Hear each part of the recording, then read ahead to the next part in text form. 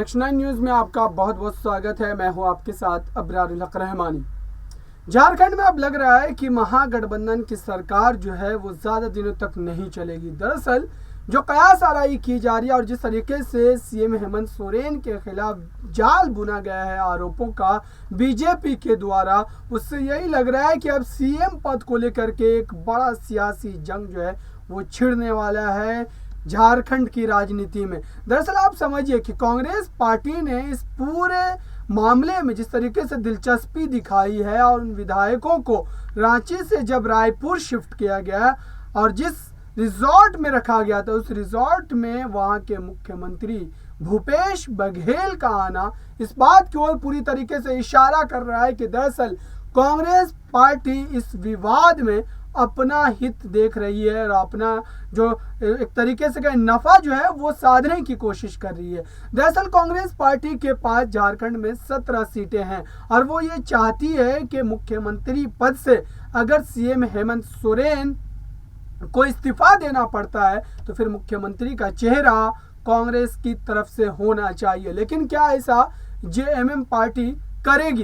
क्या JMM party अपने उस बनाई हुई पूरी तरीके से व्यवस्था को खत्म कर देगी? क्या उनके पास ज्यादा सीटें होने के बावजूद भी कांग्रेस को ये पद दिया जाएगा?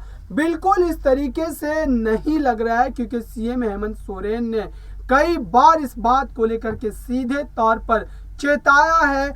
परिवार के भीतर भी जो लोग इस बात को लेकर के दावा कर रहे हैं, चाहे वो सीता सोरेन हो चाहे वो और कोई विधायक हो, उन सभी लोगों को लेकर के सीएम हेमंत सोरेन ने सीधे लफ्जों में ये बात कह दी है कि मुख्यमंत्री पद को लेकर के अंतिम और आखिरी फैसला हेमंत सोरेन का ही होगा अगर इस तरीके की परिस्थिति बनती नजर आई तो। लेकिन अब कांग्रेस पार्टी जो लगातार दावे कर रही है और एक तरीके से मुख्यमंत्री पद को हथियाने का प्रयास उनके द्वारा किया जा रहा है, तो कहीं ऐसा ना हो कि झारखंड में बीजेपी को कोई मेहनत ही नहीं करनी पड़े और सरकार जो है वो खुद ब खुद गिर जाए। यानी कि कांग्रेस और जेएमएम में अगर तकरार बड़े स्तर पर देखने को मिलती है तो फिर जेएमएम पार्टी और कांग्रेस दोनों खुद को अलग अलग कर लेंगे।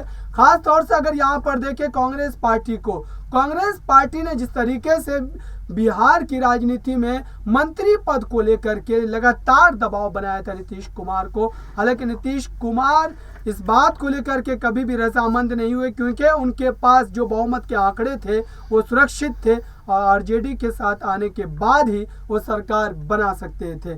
कांग्रेस पार्टी की जरूरत उनको महसूस नहीं हो रही थी, लेकिन झारखंड की सियासत में खेल थोड़ा अलग है और जेएमएम के लिए परेशानी बढ़ सकती है। लेकिन कुल मिलाकर के जो नतीजे इसके लग रहे हैं आने वाले समय में यही निकलेंगे कि गठबंधन टूटता हुआ नजर आएगा और कांग्रेस जेएमएम पार्टी आपस में एक दूसरे के खिलाफ बयानबाजी करने से पीछे नहीं हट रहे हैं। और इसके बाद अब बीजेपी पूरी तरीके से खुश लग रही है। उनको इस बात का आभास लग रहा है कि गठबंधन अब टूटने की कगार पर आ गया है। देखते आने वाले समय में इस गठबंधन का क्या हश्र होता है। इस खास रिपोर्ट में इतना ही। देखते रहिए ताज़ा तरीन खबरों के लिए नेक्स्ट 9 न्यूज़ को। धन्यवाद।